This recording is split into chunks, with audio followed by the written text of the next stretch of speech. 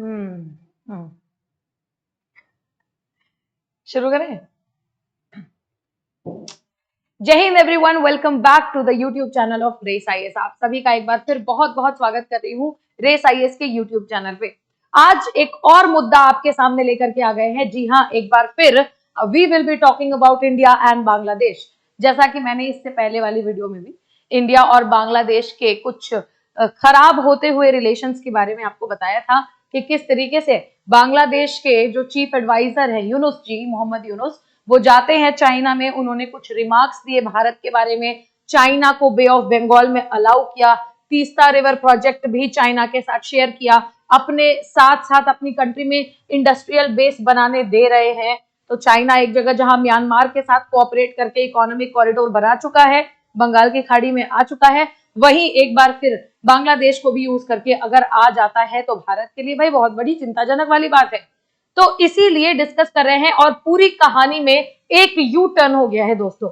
जिस तरीके से सभी लोग कह रहे थे एक टाइम के लिए कि चाइना और बांग्लादेश का कोलैबोरेशन हो जाता है तो क्या इंडिया के लिए प्रॉब्लम वाली बात रहेगी। मैंने आपको पिछले वीडियो में बताया कि नहीं हो सकता ये। आज मैं इस वीडियो में बताऊंगी कि इंडिया ने एक बहुत बड़ा कदम उठा लिया है और एक ऐसा कदम उठाया है जो कि शायद से बांग्लादेश के लिए एक चिंताजनक बात है और आगे बहुत जो है भारी कॉन्सिक्वेंसेस भी उन्हें देखने के लिए मिलेगा। सबसे पहले इंट्रोडक्शन के रूप में मैं आपको बताती हूँ, इससे पहले वाली जो वीडियो मैंने रिलीज की जहां पे हमने बात किया यूनुस के बारे में, उनकी गतिविधियों के बारे में, उनके सेंस ऑफ पॉलिटिक्स के बारे में कि किस तरीके से उनकी पॉलिटिकल गतिविधियां हैं और वे अपनी कंट्री को कंसोलिडेट कर रहे हैं या फ्रैगमेंट कर रहे हैं, इस बारे में चर्चा की। ठीक है, मेरे ओपिनियंस थोड़े से हार्श भले ही थे, लेकिन जिस तरीके से पब्लिक ने रिएक्ट किया, मोस्ट ऑफ द पीपल, हमने चेक किया तो the video was circulating in India also and in Bangladesh also. तो बांग्लादेश के लोगों ने जिस कदर यूनुस को सपोर्ट किया अपने पूरे कमेंट सेक्शन में उस वीडियो में, वो देख करके एक बार मैंने अपने खुद के ओपिनियन को डाउट करना शुरू कर दिया। I started doubting my opinion कि कहीं ये पूरी कहानी को मैं ही गलत तो नहीं समझ रही हूँ। लेकिन पूरे के पूरे कहानी को री इवेल्युएट करने के बाद मुझे वाकई पता चला कि मैं गलत समझ रही थी। यूनुस, मैं जो I had made a statement कि यूनुस बेवकूफ है, मैं बिल्कुल गलत समझ रही थी क्योंकि यूनुस महा बेवकूफ लीडर है। तो आज की डेट में मैं आपको बताऊंगी कि किस तरीके की अंडरस्टैंडिंग एक लीडर की होनी चाहिए और कितना बेवकूफ ये लीडर आपके सामने खड़ा है और इनकी पूरी जो गतिविधियां हैं वो किस तरीके से भारत को एक बहुत ही बेकार स्थिति में ले आ सकती हैं। Indian Ocean, Arabian Sea, Bay of Bengal, जहां हमारी ताकत है वहीं हमारी कमजोरी भी बन सकती है। तो एक बार फिर बांग्लादेश के ऊपर एक और वीडियो और आप सभी मेरे साथ बने रहेंगे वीडियो के लास्ट तक, जहां पे मैं आपको बताऊंगी ट्रांसशिपमेंट अग्रीमेंट। ट्रांसशिपमेंट अग्रीमेंट की मैं अगर बात करूं दोस्तों, तो एक ऐसा अग्रीमेंट है भारत और था भारत और बांग्लादेश के बीच में, जहां जिसके माध्यम से मैं आपको थोड़ा सा जरा मैप दिखाना चाहूंगी। आप अगर बांग्लादेश का मैप देख रहे हैं, ये रहा प्यारा सा छोटा सा बांग्लादेश और ये हमारा विशालकाय भारत। तो आप देख रहे हैं इंडिया और बांग्लादेश में क्या होता था। आप सोचिए, बांग्लादेश जो है इसको नेपाल में ट्रेड करना है, भूटान में ट्रेड करना है आगे, या फिर आप देखिए अदर यूरोपियन कंट्रीज में जाकर के ट्रेड करना है। यहां से होते हुए जाते जाते जाएंगे, इतने पैसे नहीं है इनके पास। ठीक है, लैंड बॉर्डर से जा सकते हैं, लेकिन आप जरा ध्यान से देखिए, लैंड बॉर्डर से अगर जाना होगा तो हमारे सिलीगुड़ी से जाओगे, हमारे इधर वेस्ट बंगाल से जाओगे। तो भारत ने बांग्लादेश को अपनी लैंड बाउंड्री लैंड बॉर्डर जो है उसको क्रॉस करने का एक अग्रीमेंट किया था। आप क्रॉस कर सकते हैं और क्रॉस करके ट्रेड कर सकते हैं, शिपिंग कर सकते हैं, जिसको कहते हैं ट्रांसशिपमेंट। अब देखिए, बहुत ध्यान से देखिए कि बात क्या हुई है कि बांग्लादेश अपने 70% ऑफ द एक्सपोर्ट्स कैसे कर रहा है, आपको पता है? 70% ऑफ द एक्सपोर्ट्स इसी रूट से कर रहा है। और इस रूट को अगर आप ध्यान से देखेंगे तो भारत से होकर के जाने वाली ये रूट ट्रांसशिपमेंट एग्रीमेंट कहला रही है पूरे के पूरे इंडिया और बांग्लादेश के कॉन्टेक्स्ट में। और आज जो एक न्यूज मैं आपके सामने लेके आई हूं, जो अपडेट, कि इसी ट्रांसशिपमेंट का खात्मा कर चुका है भारत। अब देखिए, भारत ट्रांसशिपमेंट को किस तरीके से बंद कर रहा है। India ends transshipment facility for Bangladesh exports और यहां बांग्लादेश के लिए एक बहुत बड़ा मुद्दा खड़ा हो गया कि अब क्या होगा। अच्छा, मैं आपको बताती हूँ why I called him a बेवकूफ लीडर, क्योंकि अभी भी जो है इनकी मतलब गतिविधियां बंद नहीं हो रही हैं। आप जरा ध्यान से कुछ पिक्चर्स को देखेंगे जहां यहां एकदम साफ साफ बताया गया है कि भारत ट्रांसशिपमेंट फैसिलिटी को बांग्लादेश में बंद कर रहा है, जहां से एक न्यूज आई है कि ढाका से जो है जो भी एक्सपोर्ट्स हो रहे थे वो अब भारत के थ्रू तो नहीं होंगे। हमने एकदम ये डिसीजन नहीं लिया है, ये प्लान नहीं किया, ये हमने इंप्लीमेंट कर दिया है। ठीक है, अब आप देखेंगे बहुत ध्यान से कि इतना सोचा समझा और एकदम सिंपल सा एक ये न्यूज है कि ट्रांसशिपमेंट एग्रीमेंट जो है वो कैंसिल हो चुका है। अब कैंसिल होने के बाद आप देखिए बांग्लादेश जैसा एक छोटा सा देश जब चाइना जाता है और जब इसने चाइना में बोला कि आप क्या यहाँ भारत के नॉर्थ ईस्ट वगैरह जाने की कोशिश करते रहते हैं, आप बांग्लादेश आइए, बे ऑफ बंगाल का रास्ता बांग्लादेश से होके जाता है, कोई भारत का नॉर्थ ईस्ट आपको वहां नहीं पहुंचा सकता, हम पहुंचाएंगे। नॉर्थ ईस्ट हमारे कंपैरिजन में कुछ भी नहीं है। देखिए बांग्लादेश की जनता यूनुस को सपोर्ट कर रही है, this is there political affair, हमें कोई लेना देना नहीं है। अब इंडिया के कॉन्टेक्स्ट में अगर बात करें तो इंडिया के कॉन्टेक्स्ट में सबसे बड़ी विचारधारा तो ये है भाई कि अगर बांग्लादेश के लोग ये सोचते हैं कि एक बांग्लादेश कुछ ऐसी मूव कर लेगा, कुछ ऐसा चाइना से जाकर के बोल देगा जिससे चाइना इंडिया के अगेंस्ट खड़ा हो जाता है, तो ये है बेवकूफियत दोस्तों। अच्छा, यहां खत्म नहीं होती है बात, ये आपको पूरा सीधा सीधा एक न्यूज दिखाई दे रहा है। अब आप जरा नजर डालेंगे इस न्यूज के ऊपर। न्यूज ये है, ये एक मैंने कटिंग उठाई हुई है, ये एक बांग्लादेशी मीडिया चैनल से ही मैंने कटिंग उठाई है। Bangladesh will not face any problems due to cancellation of transshipment. एक मैंने सुना था अपनी लाइफ में कॉन्फिडेंस, और दूसरा मैं देख रही हूं ओवर कॉन्फिडेंस कि ट्रांसशिपमेंट एग्रीमेंट कैंसिल हो रहा है तो आसपास के क्षेत्र उथल पुथल करने लगे हैं। लेकिन बांग्लादेश कह रहा है कि हमें कोई फर्क नहीं पड़ता, हम जिस तरीके से क्या करेंगे, नेपाल भूटान नहीं जाएंगे, थोड़ा सा एक्सपोर्ट कम कर लेंगे, लेकिन हम जो है एक्सपोर्ट अपना दूसरे रास्ते से करेंगे, इंडिया हमें नहीं अलाउ कर रहा है, कोई बात नहीं, दैट्स इट। आपको मैं अगर बताऊं इसकी पूरी स्क्रूटिनी, इसका पूरा विश्लेषण करके बताऊं तो भाई अब मेरी बात आप ध्यान से सुनिए, मुद्दे की बात मैं अब चालू करती हूं। तुमको ट्रांसशिपमेंट एग्रीमेंट खत्म होने से कोई प्रॉब्लम नहीं है, ये तुम्हारा स्टेटमेंट है भाई। अच्छा, क्यों मैं कहती हूं कि आप जो है एक लेस कॉम्पिटेंट लीडर हैं, क्योंकि आपको ये नहीं दिख रहा है कि एक बार की बात है, इसको समझने के लिए आप मेरे साथ एक कहानी में जरा चलिए। ये हमारा इजराइल है और इजराइल पूरा बहुत बढ़िया प्रदर्शन दे रहा है आज के डेट में विश्व पॉलिटिक्स में, आप सभी जानते हैं। जब बात आई सीरिया की तो सीरिया में, ठीक है, बशर अल की सरकार को भगा दिया गया, और जैसे ही बशर अल की सरकार को भगाया गया, इजराइल ने, आपको आज के डेट में बताऊं तो सीरिया का साउथ जो है एनेक्स करना स्टार्ट कर दिया है। और जो सीरिया का जो कैपिटल है ना दमास्कस, दमास्कस से केवल कुछ ही किलोमीटर दूर है, कभी भी चाहे तो दमास्कस को कैप्चर कर सकते हैं क्योंकि Israel has the super power. Now same example को लेकर के आप यहाँ पे ध्यान से देखिए, ये है आपका बांग्लादेश प्यारा सा और ये है भारत। हमारी कमजोरी ये क्या बताते हैं, ये क्या है, चिकन नेक। मैं आपको बता दूं ये जो चिकन नेक है ये केवल 22 किलोमीटर की चौड़ाई के साथ साथ एक लैंड है, जो कि सच बात है, ये हमारी कमजोरी है, इंडिया के मेन लैंड को नॉर्थ ईस्ट से कनेक्ट कर रहा है। ये कट ऑफ हो गया ना तो इंडिया को और नॉर्थ ईस्ट को जोड़ नहीं सकता कोई।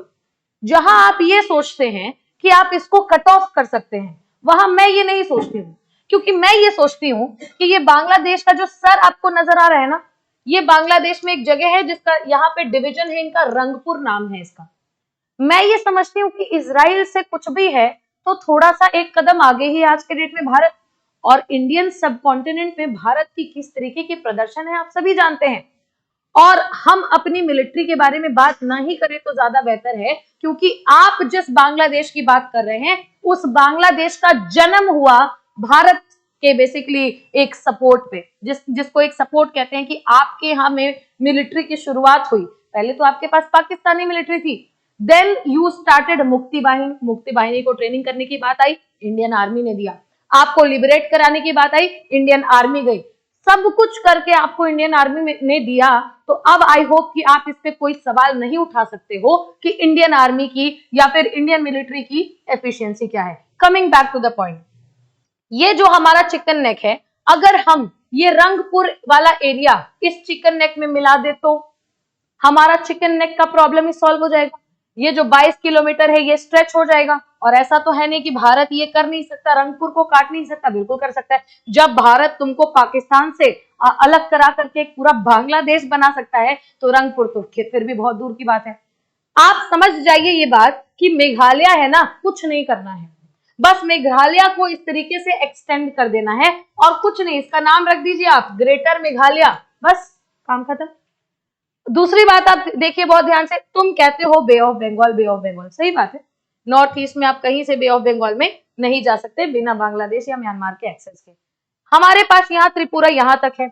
त्रिपुरा अगर थोड़ा सा आगे बढ़ करके ये वाला एरिया, छोटा सा एरिया एनेक्स कर ले, तो मैं त्रिपुरा को अगर ग्रेटर त्रिपुरा बना दूं तो आप क्या कर लेंगे और किस तरीके से भारत को रोक लेंगे?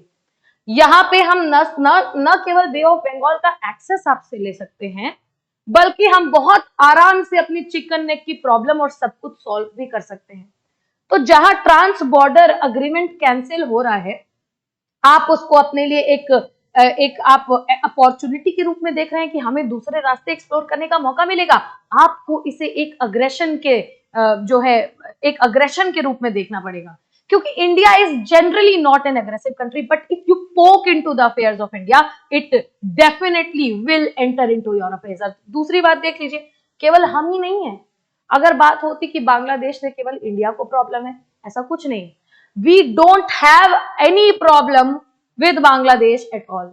We just have problems, a little bit of problems with Dr. Yunus, the so-called Dr. Yunus, because Yunus is trying to sell Indian subcontinent like something. और दूसरी चीज, केवल इंडिया अकेला इस रन में नहीं है दोस्तों। यहाँ पे आप देख रहे हैं म्यांमार है, म्यांमार में ये वाला जो एरिया आप देख रहे हैं, ये वाला एरिया रखाइन, ये वाला जो एरिया है ना, ये कंटिन्यूअसली यहाँ से जो है आप देख रहे हैं लड़ाई चलती रहती है बांग्लादेश से कंटिन्यूअसली। अरक्कन आर्मी यहाँ का कंट्रोल लेकर के बैठी हुई है, यहाँ म्यांमार की मेनलैंड आर्मी उसके ऊपर कोई कंट्रोल कर नहीं पाती है, कंटिन्यूअसली बांग्लादेश से लड़ाई करते रहते हैं। तो जब मैंने त्रिपुरा को ग्रेटर त्रिपुरा बनाया, तो ये वाला जो एरिया चिटगांव वाला एरिया जो बचा बांग्लादेश का, तो Myanmar will be more than happy to have Chittagong, Myanmar will be more happy, it will be ever happy to have Cox's Bazar। ठीक है, तो ये सब कुछ जो है ये एक इंटरनेशनल पॉलिटिक्स को फ्रेम करने की कोशिश किया करता है। और मैं आपको एक और बात बता दूं, जब मैंने आपको कुकी मीती ट्राइब वाली प्रॉब्लम बताई थी मणिपुर में, मैंने आपको बताया था यहाँ पे है म्यांमार में स्थित चिन स्टेट, जहां के लोग खुश नहीं है म्यांमार में रह करके, चाहते हैं कि भारत में आकर के मिजोरम से मिल जाए, क्योंकि उनके अपने लोग हैं भाई, अपने ट्राइब के लोग हैं। और भारत ने स्टेटमेंट भी दिया था कि कोई भी चाहे, अगर चिन स्टेट चाहता है स्वेच्छा कि वो भारत में मिले तो वो मिल सकता है। अभी क्या होगा वी डोंट नो, बट आप खुद सोचो कि ये ग्रेटर त्रिपुरा बन गया, ये चिन स्टेट हमने मिला लिया। इंडिया अगर अग्रेशन पे आ जाएगा तो इंडिया क्या करेगा, यही मैं आपको बताने की कोशिश कर रही हूँ। अच्छा, लेटली आप इस पूरे के पूरे एक अपडेट में ये भी देखेंगे कि इतनी बड़ी क्राइसिस इनके यहाँ पे चल रही है, लेकिन ये फिर भी बाज मानने को तैयार नहीं है। अभी इससे भी बड़ी क्राइसिस में अगर आपको ये बताऊं, आज भी जो ट्रंप ने टैरिफ लगाया, आप सभी इस बात से अवगत है ना कि डोनाल्ड ट्रंप टैरिफ्स लगा रहे हैं। चाइना पे 125% लगा दिया है, चाइना ने हालांकि अलग बात है 151% लगा दिया है, ठीक है। तो ट्रंप ने भारत के ऊपर 26% जो है रेसिप्रोकल टैरिफ लगाया, और इसी भारत ने दोस्तों, इसी ट्रंप ने दोस्तों बांग्लादेश के ऊपर 37% टैरिफ लगाया। अगर कमोडिटीज के बारे में बात करूं तो टेक्सटाइल के क्षेत्र में, बहुत सारे क्षेत्र में सेम प्रोडक्ट्स भारत भी एक्सपोर्ट करता है यूएसए में, और सेम प्रोडक्ट्स बांग्लादेश भी एक्सपोर्ट करता है। आप मुझे बताइए with a little bit of common sense कि इस परसेंटेज के साथ जो कमोडिटी मिलेगी, मैं एज अ कंज्यूमर वो ज्यादा प्रेफर करूंगी खरीदना, या इसके साथ of course lesser one. Same चीज मुझे अगर लेसर प्राइस में मिल रही है, I will go for that. तो इंडिया के लिए टैरिफ बहुत बड़ी एक चुनौती तो है ही, लेकिन बहुत बड़ी एक अपॉर्चुनिटी भी है। तो Bangladesh needs to seriously understand कि इसके साथ पूरे वर्ल्ड पॉलिटिक्स में क्या चल रहा है।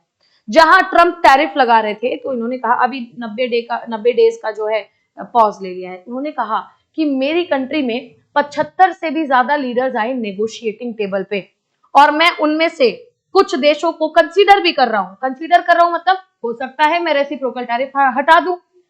जिन देशों का वो नाम लेते हैं उन देशों में कहीं बांग्लादेश है नहीं, ठीक है। किसी भी तरीके के इंडेक्स या फिर किसी भी तरीके के ग्लोबल परफॉर्मेंस की बात कर रहे हैं उसमें बांग्लादेश है नहीं। आप प्लीज मुझे ग्लोबल हंगर इंडेक्स और ये सब नहीं बताएंगे, ठीक है, क्योंकि इसके पीछे भी एक बहुत बड़ा पॉलिटिकल सिनेरियो है, एक बहुत बड़ा पॉलिटिकल मार्केट है, ये जो आप रिपोर्ट्स और इंडेक्सेस देखते हैं उसके पीछे भी, ठीक है।